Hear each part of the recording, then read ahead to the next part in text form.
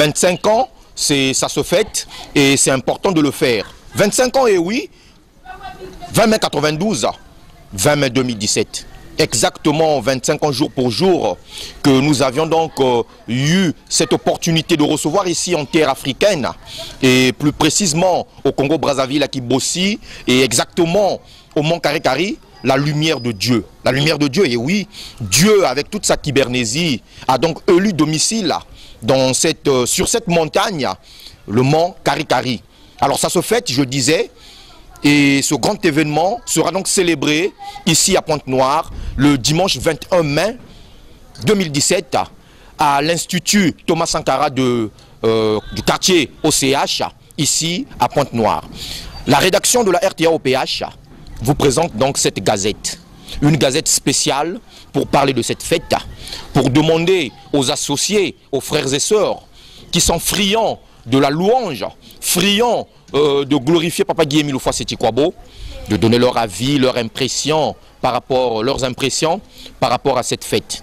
Alors cet espace c'est pour vous, frères et sœurs en Christ, frères et sœurs en Seti, venez faire écouter, venez faire entendre votre voix et venez nous dire en quoi cette fête est-elle importante. Nous le savons, Papa Émile avait dit que c'est le second plus grand événement de l'histoire de la spiritualité après la naissance de Jésus le Christ.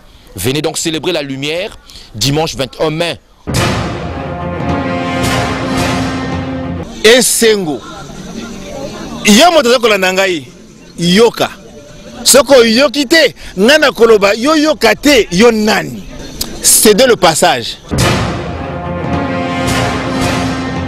Bon, pour la fête de 20 mai, c'est une fête que le grand maître de l'OPH avait instituée dans l'association de l'Amour pour rappeler au monde entier de la venue de la lumière le 20 mai 1992. Donc c'est une fête que nous allons célébrer le 21 mai, donc le dimanche. Moi personnellement, je me suis déjà porté garant pour acheter les cartes d'invitation parce que c'est ça aussi. Il faudrait que nous ayons beaucoup des invités pour les apporter cette information parce qu'on ne peut pas garder ça pour nous.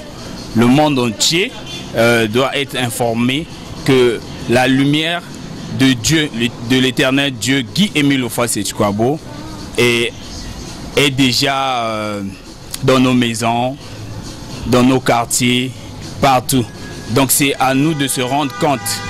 Et donc vraiment j'invite tous les frères et sœurs à se mobiliser, de rester dans la chasteté, d'éviter les problèmes, de se mettre en colère, vraiment de se préparer pour que la fête soit une réussite. Yo, Iyaka.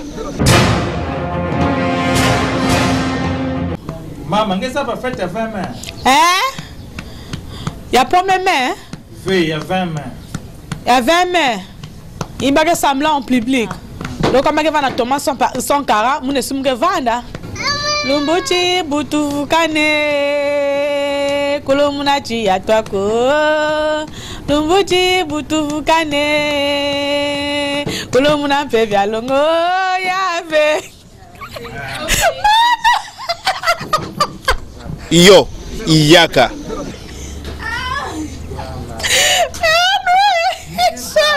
Ukevanda,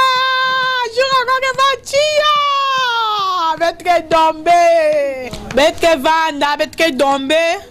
Vraiment, y'a lutumbote, mais y'a nsai. Vraiment y'a gilengi. Bapanya beto si ba quiz, bapanya moun ba quiz moi mingi. Donc y'a journée na lumière bois na mon Kari-Kari. Vraiment ben quiz moi mingi, betke dombe. Yo, Iyaka. Message mon repèse là-bas où di bunde que di bunde va être que vous qui là capip tang. Donc peuple la porte no ba quiz paquet afin que va quoi célébrer maman yi que na vient mettre na Thomas Sankara. Donc mettre quoi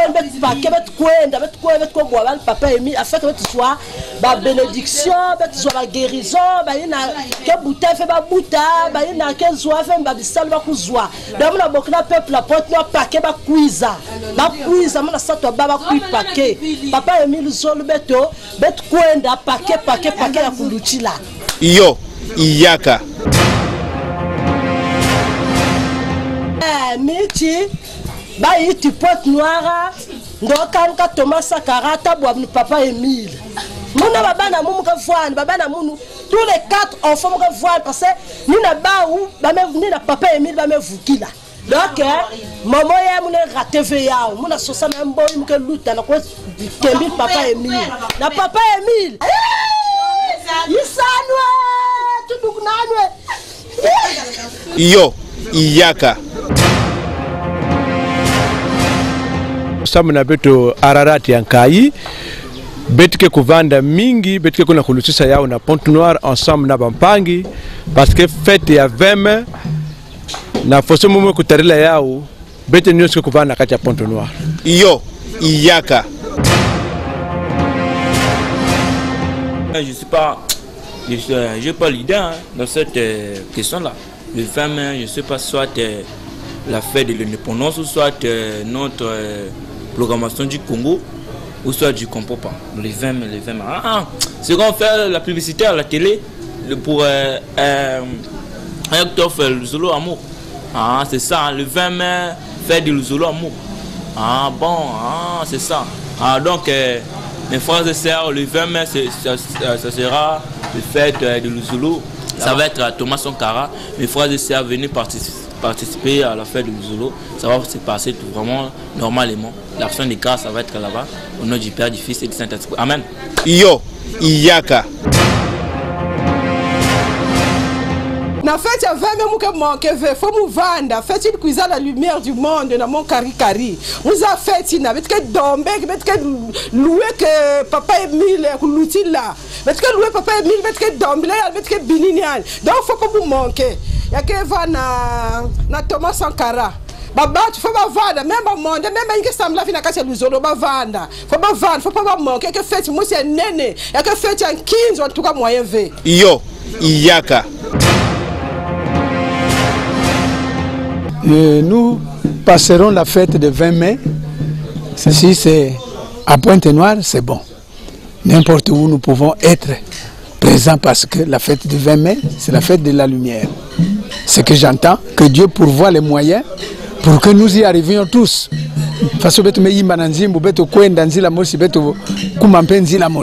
Yo, Iyaka. Muna wa fête à 20 mai nsang ya vamba yin ke samla vena Luzolo ben quiz fête à 20 mai vraiment ya ke ça kilengi bet ke tal faso ba bat ke dombe ke sala kilengi ben quiz ben mi même ba yin ke na le monde ben quiz yo Iyaka. Fête le 20 mai à Luzolo Mke vanda bete va bet nyos na ba famille muna ba batamne ba camarade na sœur on bete vanda toujours obligatoire bete vanda yo Iyaka. Aya solo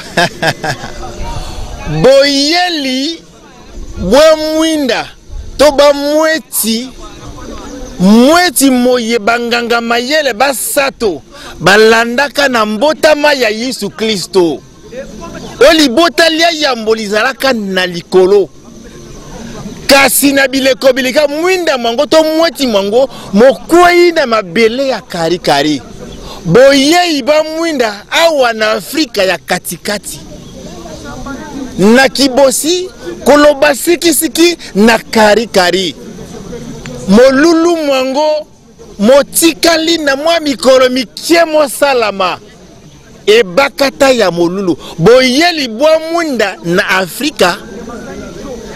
Afrika ya katikati bandeko bantsomi bana ba papa giemi lufwa seti kwabo ya sibiti bakolengele molulu mwango na esengo nyoso na kopesaka konzo ya bango molulu mwango mobonga bato baoza mopakano mosambeli esengeli oya koyoka yomei otala yomei pena sima okende koloba na bayeba kozala na molulu mwango te le 20 mai yo Iyaka. Cédez le passage. Tika kodone longe zalia